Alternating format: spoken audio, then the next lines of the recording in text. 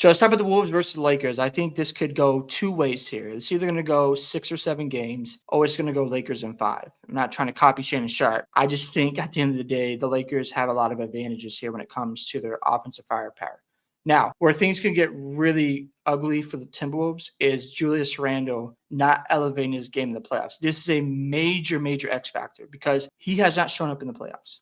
If he gives you the same production over his last playoff appearances, this series is over in 5. The Timberwolves don't have a chance. Rudy Gobert, if he's not an X factor on the glass, punishing the lack of size for the Lakers, and he's not able to stay on the court when LA runs their small ball lineup of Vanderbilt, Dorian Finney-Smith, LeBron James, Austin Reeves, and Luka Doncic, the series is going to end quickly. Do I think the games will be close? I do. But I think at the end of the day, when it comes to clutch situations, it's another X factor. The Lakers are going to have the advantage. Now, where Minnesota can counteract that is Mike Conley knocking down his shots, Dante DiVincenzo knocking down his shots. Of course, Julius Randle being an X factor, and the Minnesota Timberwolves being able to make really good passes, because one of the biggest questions I have about this roster is the lack of playmaking. Anthony Edwards still has not taken that full leap, and he will at some point in his career. But if Minnesota isn't really good with their passes and moving that ball, getting the Lakers defense in rotation, it's going to be a long day. And if they're not knocking down the open threes, the spacing is going to be clunky. The Lakers will just leave those guys open and just double ant, and they'll take the ball out of his hands in those close games. And of course, on the other end, you've got LeBron who can post up. The Minnesota Timberwolves don't have an answer for Luka Doncic. You could say, McDaniels is their best defender, but he's skinny, and Luka would just bulldoze him and get to the paint with ease, and he won't have a lot of resistance on that end. And then, of course, you have Austin Reeves, who can create off the dribble, play, make, and shoot. So I think those things are working in the Lakers' favor. Now, where this series can go further, a couple of things need to happen for Minnesota. Of course, Julius Randle has to show up. If he does not show up, it's over for the Timberwolves. Another thing is Rudy Gobert has to come to the party. If you can be somewhat of a threat on offense, where he's catching lob dunks, where he's punishing the Lakers in the post, and Minnesota is able to get him clean looks, this is where the playmaking comes into play. Where they can get him clean looks, he can draw fouls. He's not the best free throw shooter, but if he's putting their front court in foul trouble, that could be a problem for the Lakers. Anthony Edwards giving you 40 points a night, destroying the Lakers, and matching the production of a Luka Doncic or a LeBron James. That's a big thing that will work in Minnesota's favor. Their role players knocking down open shots. If Dante joins the party, he's giving you like 20 points on a consistent basis. Julius Randle giving you 25 a night. All of a sudden, this series gets very interesting because Minnesota is top 10 in offense and top 10 in defense. The problem is they're not a better three-point shooting team than the Lakers. But if they can match their effort and match their shooting, all of a sudden, this series becomes very interesting very quickly, because we saw last year, everyone had the Suns being Minnesota. Everyone's saying, okay, Kevin Durant, Devin Booker. What happened in that series? Anthony Edwards was the clear best player. What happened against Denver? Everyone's saying Denver's going to take them out and that the series is over, especially after Denver won Game 5. Anthony Edwards stepped up, and I know he didn't play too well in Game 7, but that is an X factor. If Anthony Edwards goes supernova on the Lakers, he's giving you 35 a night, and he's just creating havoc out there. This series gets interesting very fast because the Lakers do not have good perimeter defense. Luka and Austin Reeves are not great perimeter defenders. So those are the X factors for Minnesota to make this series interesting and to have a shot at winning it. Do I think that's going to happen?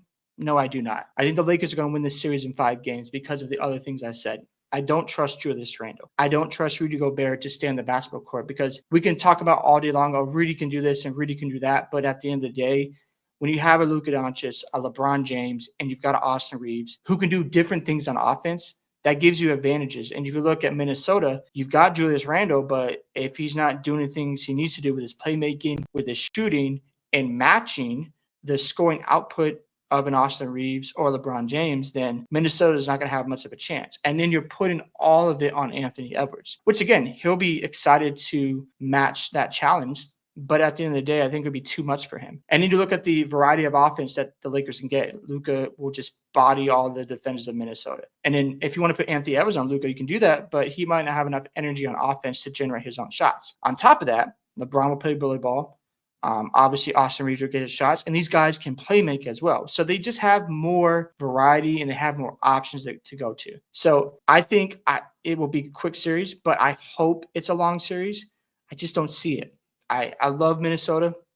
They've got good pieces, but if they had Cat, this would be a much more interesting series, in my opinion, because Cat is better than Randall on offense. And we see how Cat has performed for New York. It's been really good for them this year. But yeah, it's just playoffs are about matchups. And maybe Minnesota will surprise me. I would love to be wrong about them and see this series go 6 or 7 games. I just have trouble seeing them execute in clutch situations where I know I can get Luka to get me a bucket or LeBron James to make a big play, and whether he's playmaking or getting to the basket, and if Austin Reeves knocking down shots, it's going to be problematic. And then you have the spacing problem where the Lakers are going to play that 5-out offense, and Minnesota, if you have Rudy Gobert out there, how do you guard in the paint? You can't, because you're either going to give up the 3-point shot, and you might be good at guarding the perimeter, but you're leaving the paint open. So those are some problems that Minnesota might run into. Now, again, we're saying this, and it could be completely wrong, no doubt about it, because of those other X factors. And if they get production from Dante, if they're getting production from Jaden McDaniels, things could change quickly. But I just don't see it for the Minnesota Timberwolves. And look, that's not a knock on Minnesota. I know they played really, really good basketball down the stretch. But you look at the Lakers offense, it's going to be hard to overcome that. And then you look at player by player. Who's better, who's not better? LeBron or Julius Randle? LeBron James. Austin Reeves or Jaden McDaniels? Austin Reeves. Anthony Edwards or Luka Doncic? Luka Doncic. So at the end of the day, when you go player by player, the Lakers are going to have, the star power and the talent. And yes, Minnesota could push them, but a lot of things have to fall Minnesota's way more than the Lakers' way. Now, you could talk about the coaching with J.J. Redick. That's a fair thing because J.J. Redick has never been on the stage before, and Chris Finch has. He's got the Wolves to the Western Conference Finals last year, and he's been in the playoffs. So maybe that's an underlying X factor that we're not talking about enough. That could come into play. I don't know. Game 1 will tell me everything. If Minnesota comes out and they make a statement and Rudy Gobert is dominating and Julius Randle is dominating, and Anthony Edwards is being Anthony Edwards, and we're seeing the perimeter defense of the Lakers struggle, then we have to take a step back and wonder, maybe this series will go 7 games. It could. It wouldn't shock me if it does go 7, especially if, Rudy's out there being effective and Anthony Edwards is going to have a chip on his shoulder. Anthony Edwards is going to show up. He's going to come to play, and he doesn't care who's in front of him. That's why I love his mentality. So we shall see, but I lean more Lakers in 5 just because of the offensive firepower.